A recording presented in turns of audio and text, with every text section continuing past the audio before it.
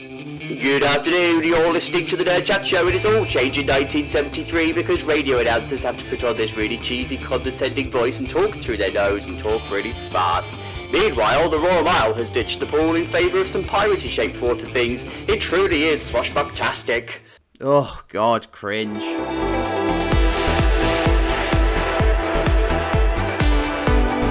Hi you guys, welcome to 1973. Those proper Steely coasters are on their way. You've got less than 10 years to wait. And we're also in the realms where some of you watching this are now actually born. So, hello! Now guys, this is the week I have been dreading for a long time. This is the week where I've had to start making the brutalist of decisions. This is the week we lose the Lido, or at least part of it. I'm going to talk about why after the montage, but let me just real quickly show you what we are doing. Disney has just opened Pirates of the Caribbean, so we've got this new ride system that's hit the market. This is it. It's the Armada in-game. Now, we have spent quite a bit of time adding in the fairy tale bit over this side. So theming is an actual thing, and we don't have a lot of room left in the park. I mean, eventually, over the years, we will be in this area and we will be down here, but we don't own it yet, and we need to get to that point. Oh, look, there's the first rejected layout. Don't look at it. But this is the layout that I've gone for. As I said, it is the, oh God, the stuttering now. It's ridiculous. So this is the layout that I have gone for here. It's nice and simple. This is about the most you can pack into this space, and this is the prime space to do it. Now, this is, at the moment, significantly higher than I want it. I don't want the building for this ride, because it's going to be a dark ride. I don't want it to protrude too much, and I don't want it to be intrusive on the sight line. So what I'm thinking is I need to dig down to the lowest point of the pool, maybe a little bit lower. I mean, the precedent is set, it's already dug. And then I'm going to bring all of this area to life as a pirate-themed area. So we're going to retheme these buildings. I think I'm going to have a gift shop here. This is going to be the main queue line building, and then I just need to find a way of hiding the building along these edges here. Then how does that leave the dolphin friends of ours? Well, that's a bloody good question. What we're going to do is we're going to take this building here, which is currently the changing rooms. We're going to close off this area. The changing rooms are no longer needed. The building's not going. Just the changing rooms will. And then the entrance point and the access will be down this way. So we're going to keep the dolphins, and I don't know what we're going to do with the boat ride because that needs to go. But we're going to keep the dolphins. We're going to keep the access down here. So we're not completely losing the Lido, but we're getting there. Anyway, I'm waffling. Let's cut to the montage.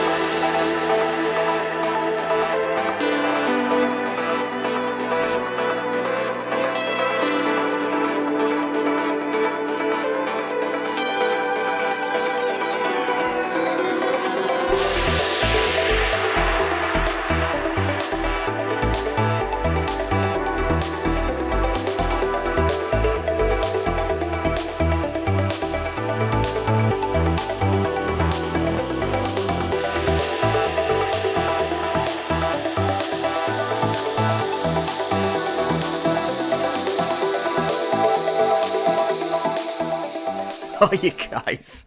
I kind of miss the swimming pool, but do you know what? This fits into the space quite well. It's almost like a glove, and this is an absolute mess. I don't know how I'm going to make sense of all this and be able to tell you what's going on, but let's give it a go, right? So it's actually fitted in quite nicely. You would have seen that I didn't need to dig down into the swimming pool as much as I thought I did. Because of all of this being on a hill and it being on a bit of a slight hill, it's actually sitting on ground level quite nicely. Like, I did have original visions of this being a ramp and a solid ramp that comes down into this area, but I don't need to. It's actually all at ground level. Happy days. Right, let's try and make sense of this mess, shall we? Because we've got the station. This is, by the way, this doesn't have any kind of story or any kind of like narrative to it. I did try and create some kind of a narrative to the ride, but I thought, actually no, just throw some pirate stuff together and call it done. This you know, this is the Royal Mile after all. This isn't Disney. So this is the station area. I wanted it to feel a little bit dungeony, almost like you've gone down into the underbelly of the pirate world. And then I've just put in some almost like market buildings or town buildings that you would find here, just to bring it to life a little bit. This is going to look awesome when it's all lit. I've just started to do some of the detailing and whatever, just to get a feel for the area, but you'll notice that a lot of the stuff that I put in is just placeholder stuff. It all needs its fine details and kitting out, as I would say. So the queue line comes across this way. It comes underneath this shop front, or what would be like a pirate shop front, into this building, and then comes down the stairs here. And then the ride itself comes around this way, and this is the first scene. It's going to be a bit of a nature scene. It's going to be a bit of a cave scene. Don't quite know how I'm going to make this all work and stuff, because I've got to remember this is 1973. Special effects that we know today don't exist, so it's going to be quite a challenge. But anyway, you come through the cave scene, and then you come out of the cave scene into a castle scene or a fort scene. So this is going to be almost defending the village. This needs a lot of detailing. This is just walls at the moment. This is definitely not how this is going to stay.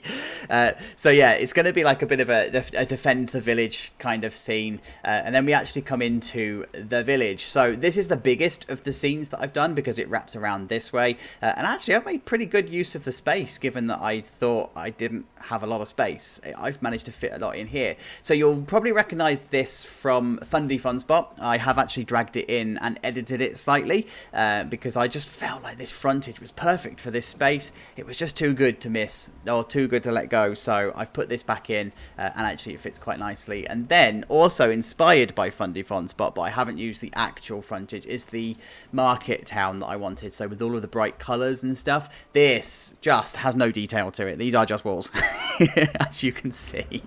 This will be kitted out, this will be detailed and stuff. I just need to do that in the next pass. I kind of got to a point where actually I need to show you around to make all of this make sense, because otherwise there's just too much. There's just too much to walk through.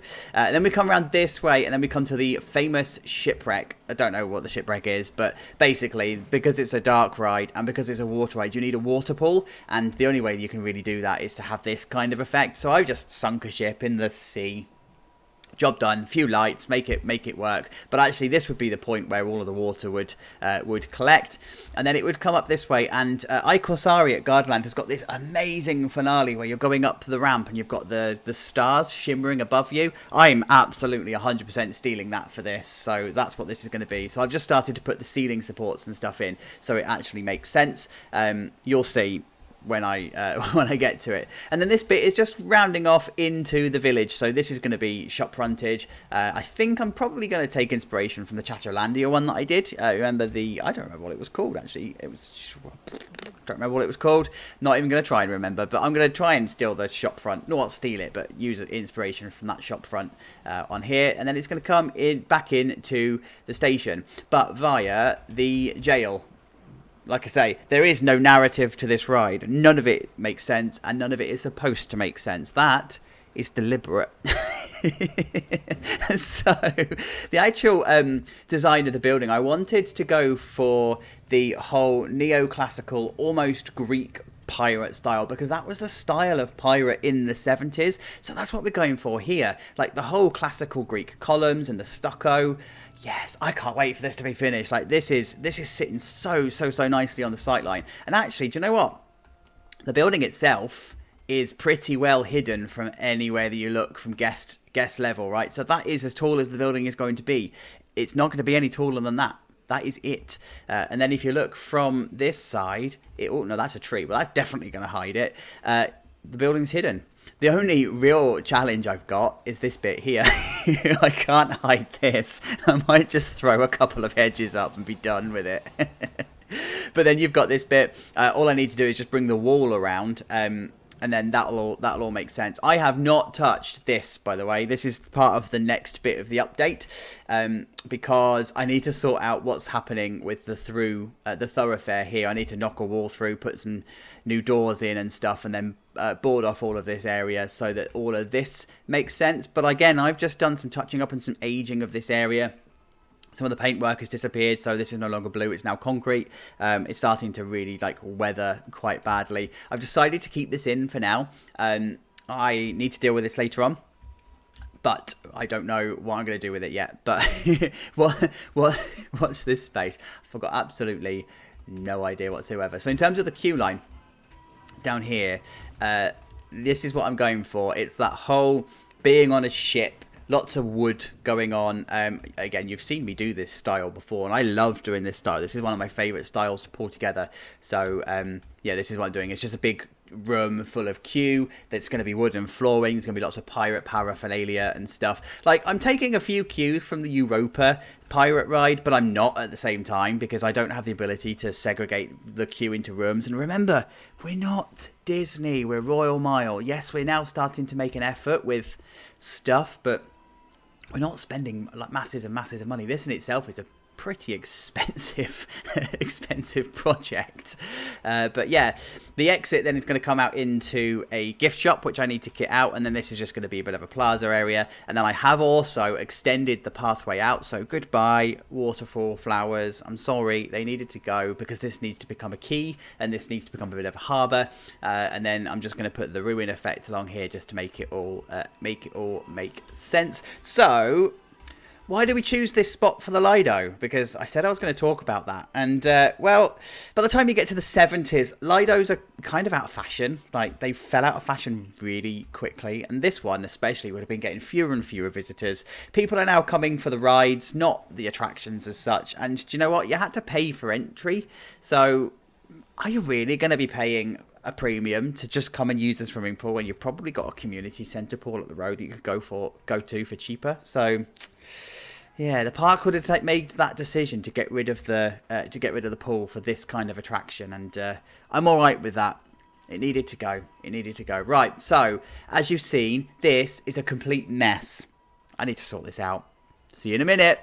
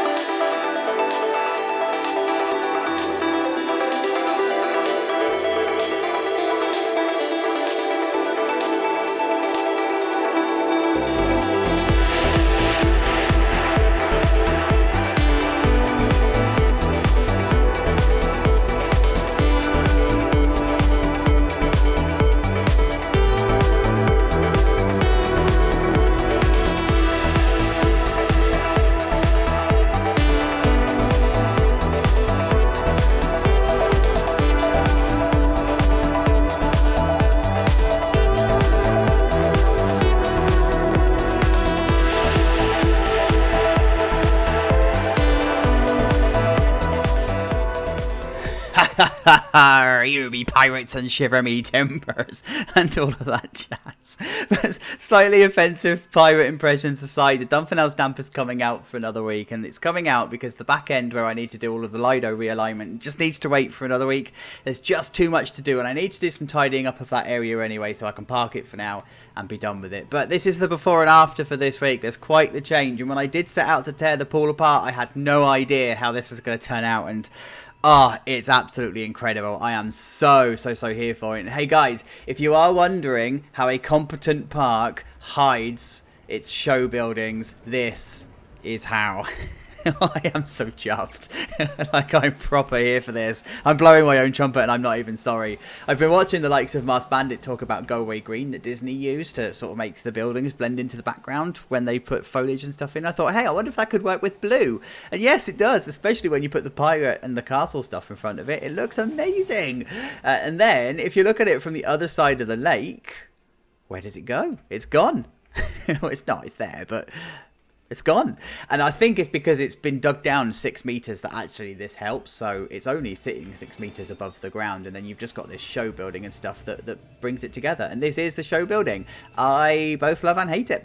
It's this middle bit. I don't like this middle building. It just feels weird. But this is a bit of a mess, right? Because you've got the gift shop here, you've got the right entrance here, and you've got what looks like it should be a building that actually isn't a building at all. But this front building just worked out so well. Like, I'm really chuffed with how this is. And then when we come through and take a look at the ride itself, this is the queue building. This is just disgusting. This used to be the circus restaurant, remember? Slightly bigger than it was, but this used to be the circus restaurant. And then down here used to be the arcade. So it's the perfect example of being able to reuse the buildings and stuff that we had. So yes, it's very uninspired queue. Like, it's not the greatest in the world. And for this next bit, because I'm inside a building and there's lots and lots of scenery, I'm going to get stuck. So camera work is going to be a problem. So I am just going to go through the wall.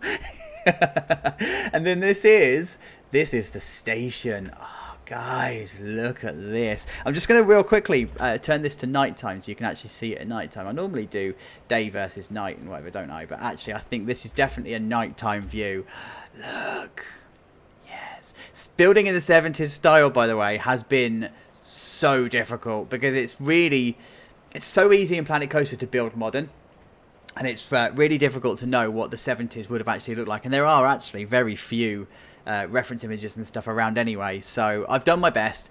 Is it too modern? It might be, but I'm happy with this. Yeah, totally happy with this. And then I realised halfway through finishing touches, I hadn't put a control booth in, so I just had to rejig all of this area to put it in. I have made it a thing.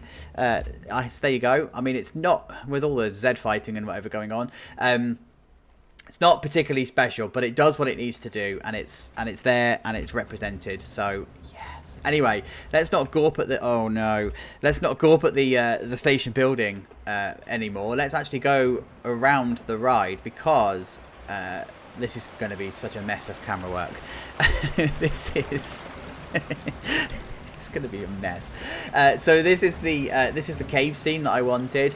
I've actually set up a trigger for the waterfalls. Yes, these would have existed in the 1970s, so that's what I've done. And then the waterfalls turn off just as you approach. There you go. And then they're re-triggered as the boat passes underneath.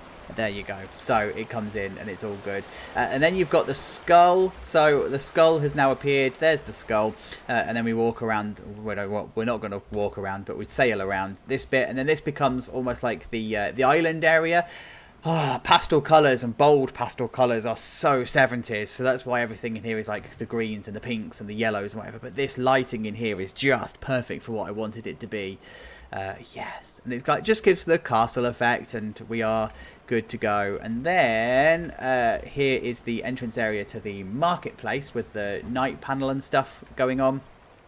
And then we come through into the marketplace, and again, it's just this carnival of colour, and this is what I wanted it to be. Let me just go up a little bit. There we go. I wanted this to be a carnival in here, so that's why it's all really colourful and stuff. And I've managed to put some of the cobblestones down, and actually I'm not too mad about the fact that they are square cobbles and you have to almost like overlap them, because from up here it looks all right. I'll take it. Like, it's not the detail. That's not the detail that you see or should really care about.